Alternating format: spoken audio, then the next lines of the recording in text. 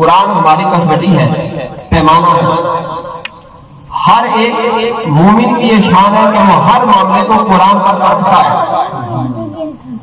تو قرآن جہاں سورہ بقرہ میں انسان کی 4 کیٹیگری بیان کرتا ہے، 4 قسمیں بیان کرتا ہے۔ تو جو میں نے آیت کریمہ پڑھی تو قرآن اس مقام پر کہتا ہے وَإِذَا قِيلَ لَهُمْ تَعَالَوْا إِلَىٰ مَا أَنزَلَ اللَّهُ وَإِلَى الرَّسُولِ، کہ 2 چیزیں ہیں، ایک إِلَىٰ مَا أَنزَلَ اللَّهُ ہے، ایک ہے قرآن وَإِلَى الرَّسُولِ، اور دوسرا ہے رسول پاک۔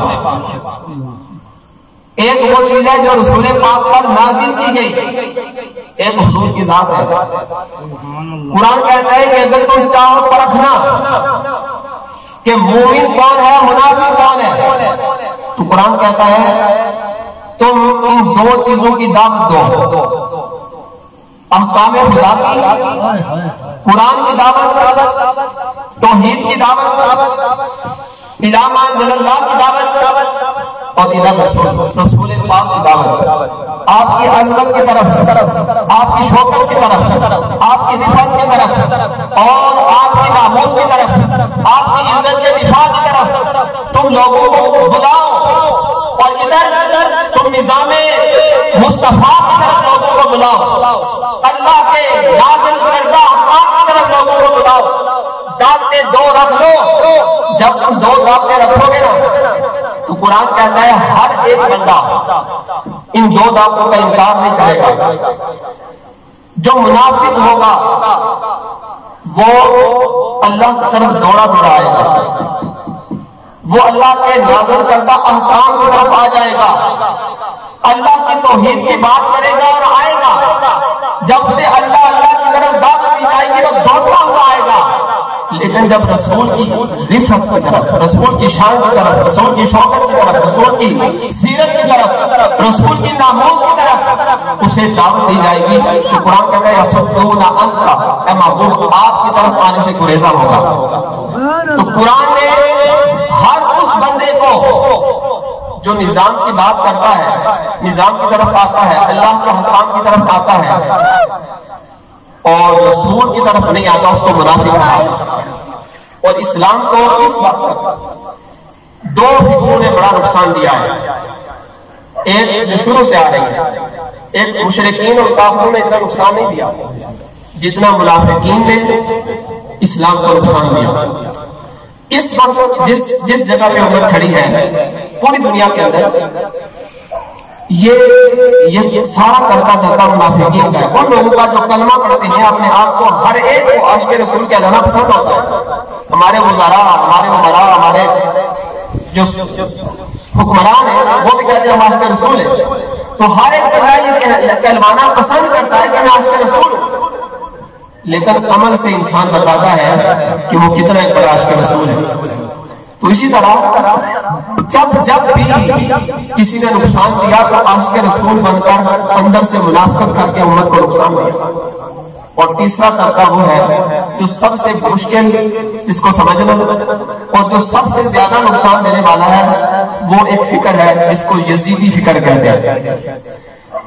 امام الانبیاء علیہ السلام کے نواسے نے سب سے پہلے جب یہ فکر اٹھ رہی تھی تو اس کے سامنے اگر کسی نے بند باندھا تھا اس کو حسین کہتے ہیں۔ 1 نہیں 2 نہیں 4 نہیں 10 جانے نہیں، 72 عظیم جانوں کو قربان کر کے اس فکر کے سامنے بند باندھا تھا، اور بند باندھ کر قیامت تک کے لیے اپنے نانا کے دین کو زندہ کر دیا تھا، اسے حسین کہتے ہیں۔ اور آج یہ جو نظام ہمیں انگریزوں نے بنا کر دیا، یہ سارا یزیدی نظام ہے۔ یزیدی نظام کیا ہے؟ وہ یہ ہے کہ نمازیں بھی پڑھ لو، داڑھی بھی رکھ لو، حج اور زکاتیں بھی ادا کرو، لیکن اقتدار پر، کرسی پر جب کسی کو بٹھاؤ تو نہ اس کی داڑھی ہونی چاہیے، نہ اس کے ساتھ، نہ اس کا تعلق دین کے ساتھ ہونا چاہیے۔ یہ یزیدی فکر ہے۔ جب اس کو ہم پر مسلط کیا گیا تو امام الانبیاء کے نواسے نے جان لیا تھا کہ یہ اسلام کے خلاف ایک بڑی سازش ہونے والی ہے، تو آپ نے 72 جانوں کا نذرانہ پیش کر کے اس کے سامنے پھل مانگا، اور پھر یہ چلتا رہا، جب یہ کمزور پڑا نا، پھر انگریزوں نے اس کو سپورٹ کیا، سپورٹ کرنے کے بعد پھر یہ نظام ہم پر مسلط کیا گیا اور ملک کے ٹکڑے ٹکڑے کر کے پاش کر دیا گیا۔ اور اس وقت ہر دور کے اندر اللہ کو حسین کے نام سے کوئی پیار ہی اتنا ہے نا کہ اللہ نے اس وقت میں حسین سے کام لیا تھا۔ اس زمانے کے اندر جس شخصیت سے اللہ نے کام لیا ہے اسے بھی خادم حسین کہتے ہیں۔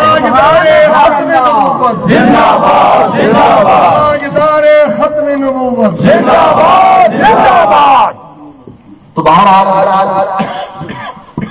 اگر یہ امت سمجھ جائے نا کہ آج ہم جو جس حال سے گزر رہے ہیں، اس سے گزرنے کی بنیادی وجہ یہ ہے کہ ہمیں کچھ جان بوجھ کر اور کچھ انجانے میں ہم پیار تو حسین سے کرتے ہیں، لیکن کام یزید والے ہوتے ہیں، عمل ہمارا اس طرف ہوتا ہے اور محبت کا دعویٰ اس طرف ہوتا ہے۔ تو جب تک یہ منافقت امت کے اندر سے نکالی نہیں جائے گی اور اس نظام کو ختم کر کے حسینی نظام کو رائج نہیں کیا جائے گا، تب تک امت کو نقصان پر نقصان ہوتا رہے گا اور امت اپنے قدموں پر کبھی کھڑی نہیں ہو سکے گی۔ اللہ تعالیٰ نے اس تھوڑی سی گفتگو پر عمل پیرا سمجھنے کی توفیق عطا فرمائے۔